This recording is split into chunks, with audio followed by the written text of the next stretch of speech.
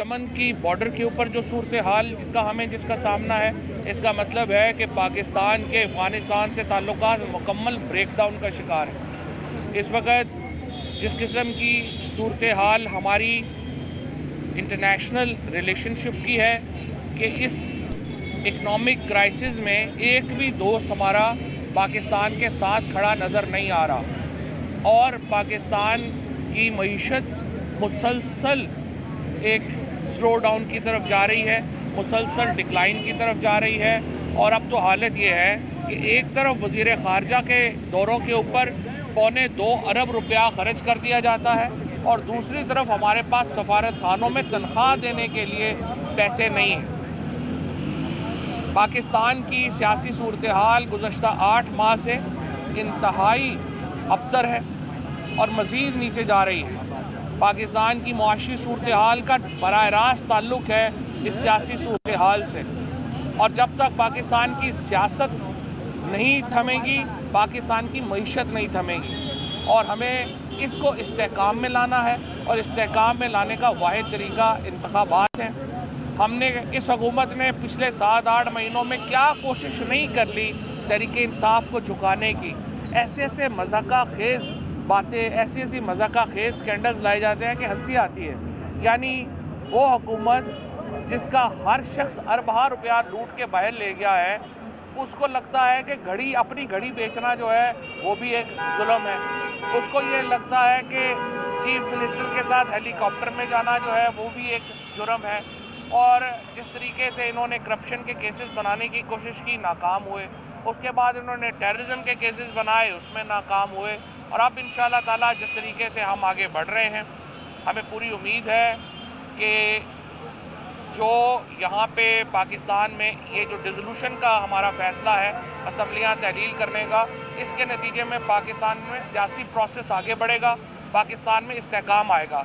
इसके साथ साथ आज इमरान खान साहब ने वकला से मीटिंग मुकम्मल कर रही है। तहरीके इंसाफ ने जहाँ पे पहले ही हम नैब की अमेंडमेंट्स को, नैब की तरामीम को चैलेंज कर चुके हैं, हम जो एक्विटल्स हैं मरियम नवाज़ की और उसके बाद शहबाज शरीफ और हमजा शहबाज की, उनको हम चैलेंज करने जा रहे हैं सुप्रीम कोर्ट में।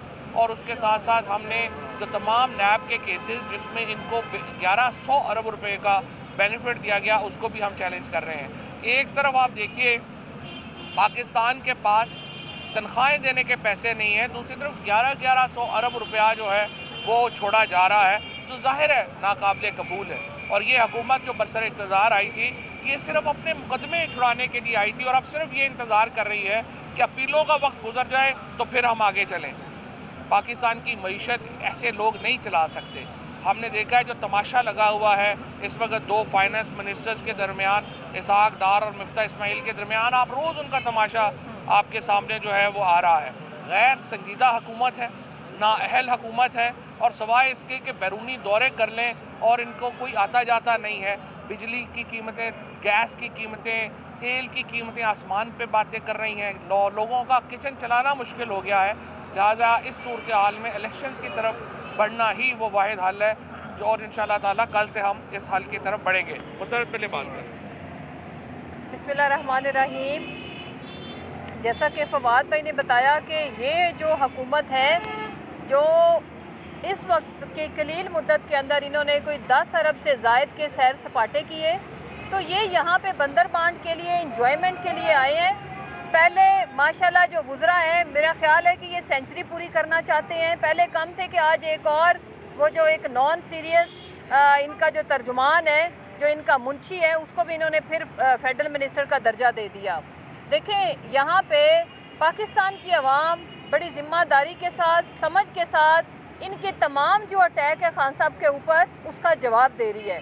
और मैं खान साहब की तरफ से, उनकी फैमिली की तरफ से, अपनी पाकिस्तानी कौम का शुक्रिया अदा करती हूँ कि जो प्रोपेगंडा फैक्ट्री ये बनाते हैं और अपनी तरफ से राई का पहाड़ बना के लेके आते हैं, उसको आवाम जितना अच्छे तरीके से डिफेंड करती है, डिफ्यूज़ करती है, उसमें मैं कहती हूँ कि आप काबिल तहसीन हैं। खराज तहसीन हम आपको पेश करते हैं।